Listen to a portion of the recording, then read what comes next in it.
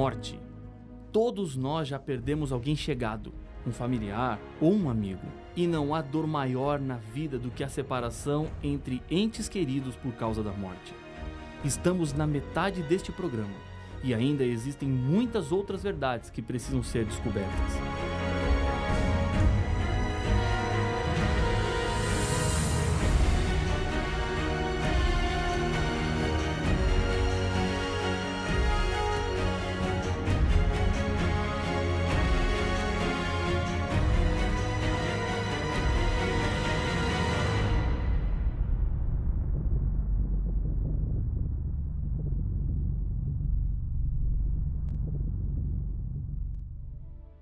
A experiência mais trágica que passamos nesta vida, sem dúvida, é a morte.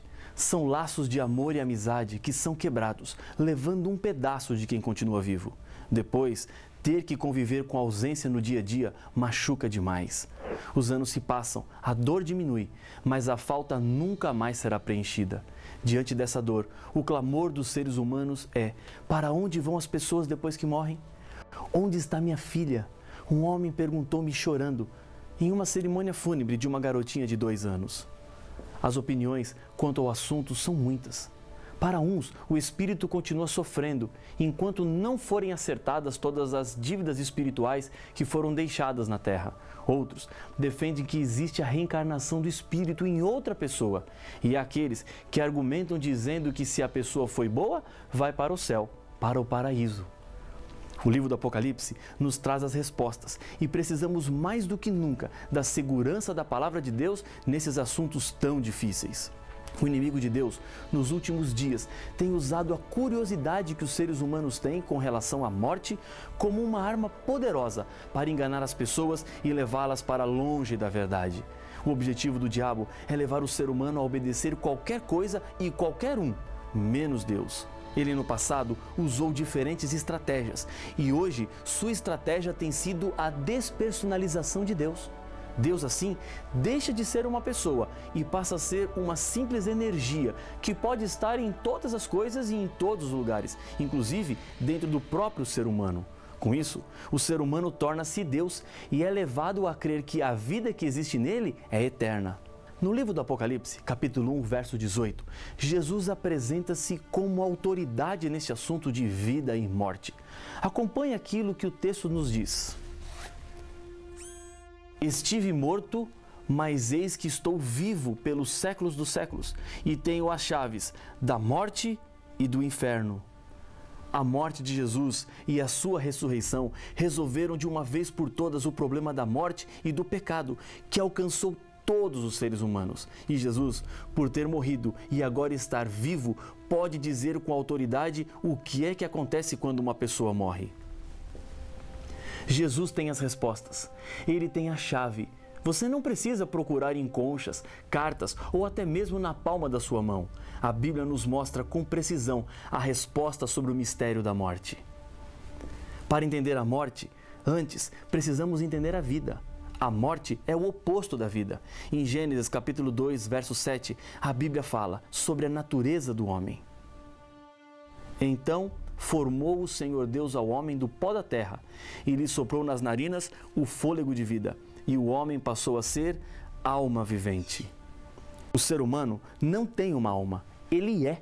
Entre ser e ter existe uma grande diferença. A alma vivente é a junção do corpo com o fôlego de vida, que vem de Deus. No sentido bíblico, a alma vivente é a mesma coisa que ser vivente. Quando você diz que na sua casa ontem à noite tinham 20 almas, significa que 20 pessoas vivas estavam em sua casa. Na Bíblia, a expressão alma nunca é relacionada a um espírito desencarnado. Há pessoas que acreditam que o corpo morre, mas a alma nunca morre. Pela descrição do texto bíblico, percebemos que o ser humano começou a viver quando o pó da terra juntou-se com o sopro de vida, ou fôlego de vida, que Deus soprou nas narinas de um boneco feito do pó da terra. Isso significa que não existe uma alma independente do corpo. Somos uma combinação harmoniosa entre pó da terra e fôlego.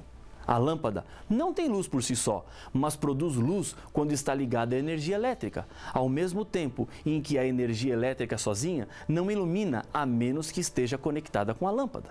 A mesma relação acontece entre pó da terra e fôlego. Lâmpada mais energia é igual a luz. Pó da terra mais fôlego é igual a alma vivente.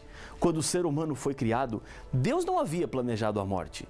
Ela é um acidente que aconteceu, um triste e trágico acidente. No Jardim do Éden, havia uma árvore em que Deus testaria a fidelidade e a escolha dos seres humanos. Logo após ter criado os seres humanos, Deus advertiu. E o Senhor Deus ordenou ao homem: coma livremente de qualquer árvore do jardim, mas não coma da árvore do conhecimento do bem e do mal, porque no dia em que dela comer, certamente você morrerá. Gênesis capítulo 2, versos 16 e 17. Para que os seres humanos continuassem vivos, havia uma condição a cumprir: deveriam permanecer obedientes. O diabo é o sedutor de todo o mundo. Ele inventou uma mentira para Eva quando ela se aproximou da árvore e começou a conversar com ele. Aqui está um grande perigo, um sinal de alerta. Com o diabo não se conversa, ele é mentiroso e perigoso. Ele disse a Eva: Deus disse que se você comer desse fruto você vai morrer? Eu te garanto, Eva, disse o inimigo, é certo que você não vai morrer. Podemos ser tentados a pensar: como é que Eva foi cair numa mentira dessas e trocar uma vida perfeita e eterna pela morte e as tragédias que temos que conviver hoje? O grande problema é que não foi apenas Eva, e nem depois Adão. Nós também fazemos a mesma escolha. Isso mesmo, você e eu. Hoje, continuamos fazendo a mesma troca. Arruína-se a família por causa de 5 minutos de prazer. Não valorizamos o que temos até perdermos tudo. Escolhemos poder, prestígio, prazer, em vez de escolhermos Deus.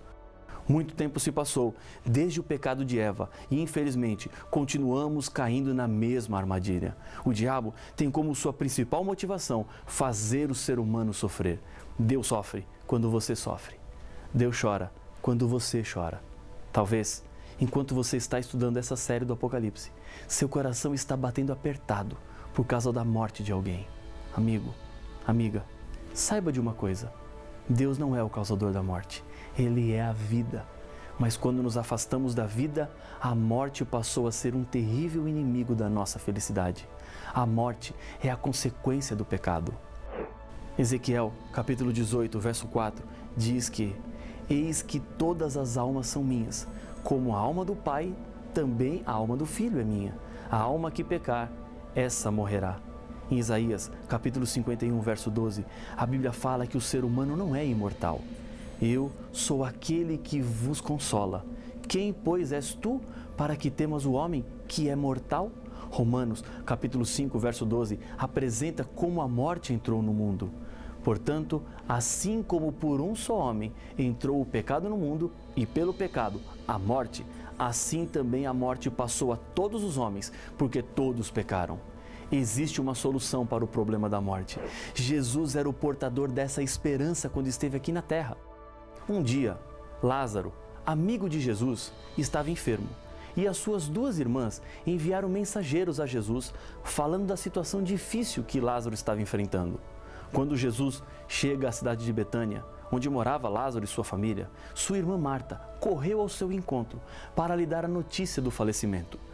No Evangelho de João, capítulo 11, na história da ressurreição de Lázaro, Jesus explica o que é a morte. Acompanhe a leitura dos versos 11 a 14. Isto dizia, e depois lhes acrescentou: nosso amigo Lázaro adormeceu, mas vou para despertá-lo. Disseram-lhe, pois, os discípulos: Senhor, se dorme, estará salvo. Jesus, porém, falara com respeito à morte de Lázaro, mas eles supunham que tivesse falado do repouso do sono. Então Jesus lhes disse claramente: Lázaro morreu. A palavra adormeceu expressa inconsciência, o que é confirmado em outros textos bíblicos, como por exemplo em Eclesiastes capítulo 9, versos 5 e 6. Porque os vivos sabem que hão de morrer, mas os mortos não sabem coisa nenhuma, nem tampouco terão eles recompensa, porque a sua memória jaz no esquecimento. Amor, ódio e inveja, para eles já pereceram, para sempre não têm eles parte em coisa alguma do que se faz debaixo do sol.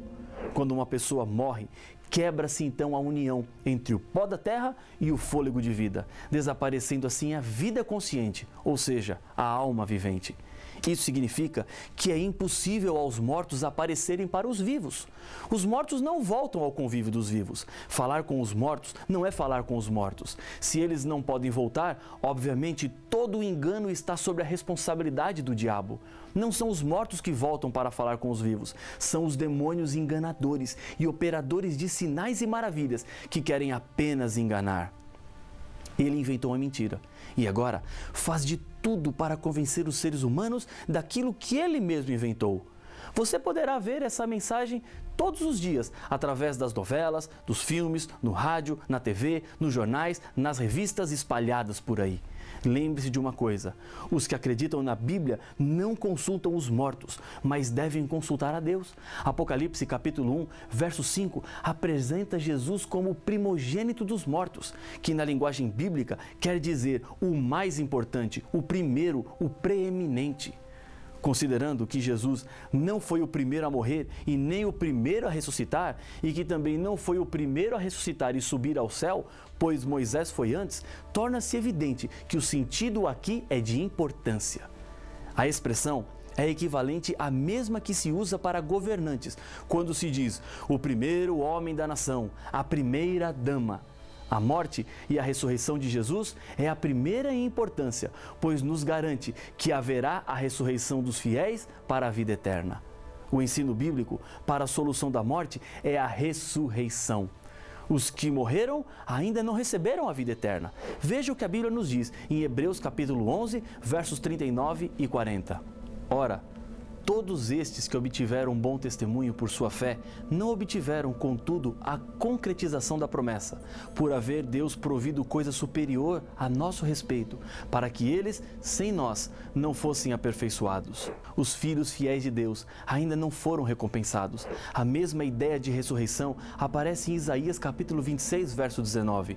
Os vossos mortos e também o meu cadáver viverão e ressuscitarão.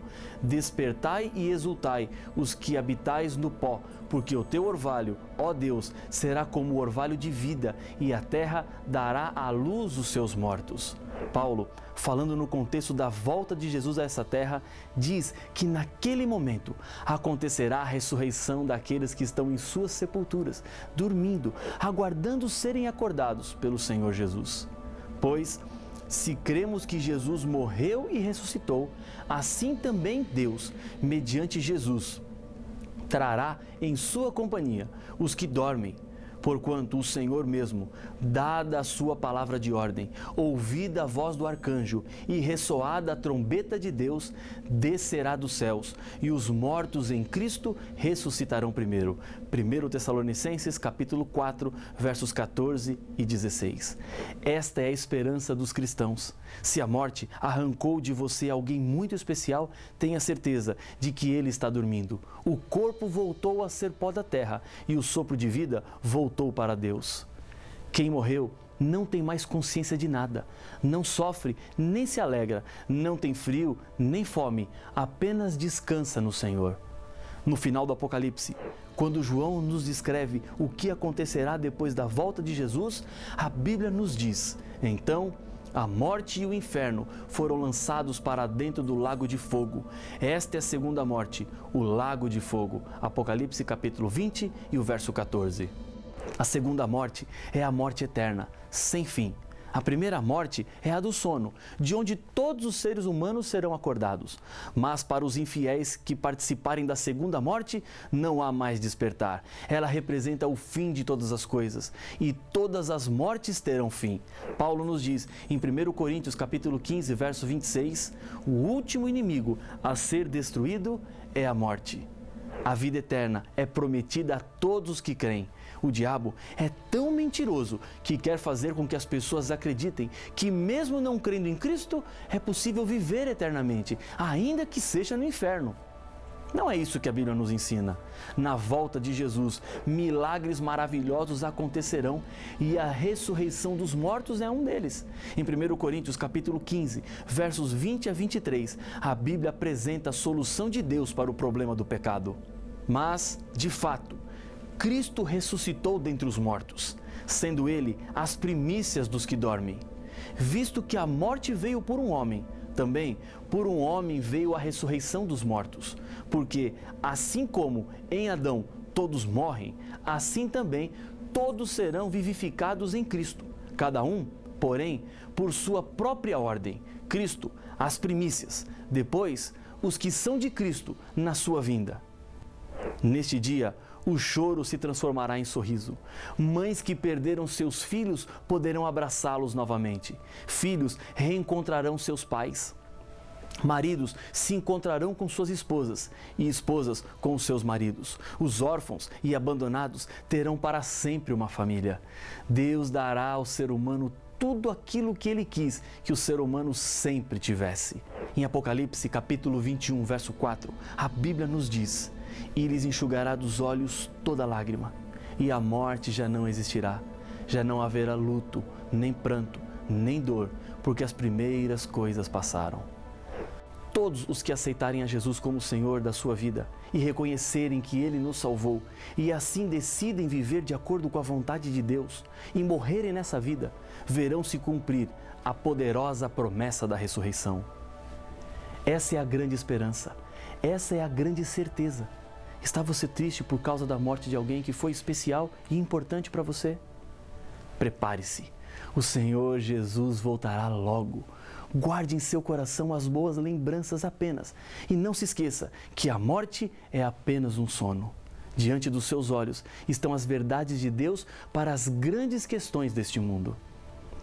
Neste momento, uma decisão precisa ser tomada. Não há como ficar indiferente ou mesmo em cima de um muro, sem saber qual lado descer. Escolha ficar ao lado da verdade. Deus tem aberto diante dos seus olhos o plano que Ele tem para este mundo mau. A morte não é o final de tudo. Ainda existe esperança. E porque existe essa esperança, eu quero nesse momento lhe convidar a orar comigo. Pai de amor, entendemos na Tua palavra que existe uma solução para o problema da morte, a ressurreição. E é com essa esperança que eu entrego a vida de cada filho Teu nas Tuas mãos.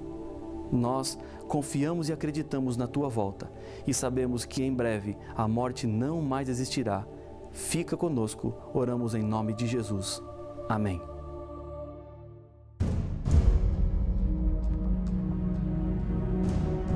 Desde o primeiro pecado, o sacrifício de animais simbolizavam o sacrifício de Jesus Cristo. O santuário aponta para a realidade do pecado, a graça de Deus. No Novo Testamento, há uma mudança no acesso a Deus. Mas o que significa o santuário? E por que é que antigamente o povo de Israel precisava realizar o sacrifício de animais? Deus aprovava tais práticas? Para saber as respostas a estas perguntas, não perca o próximo episódio de Apocalipse, o fim revelado.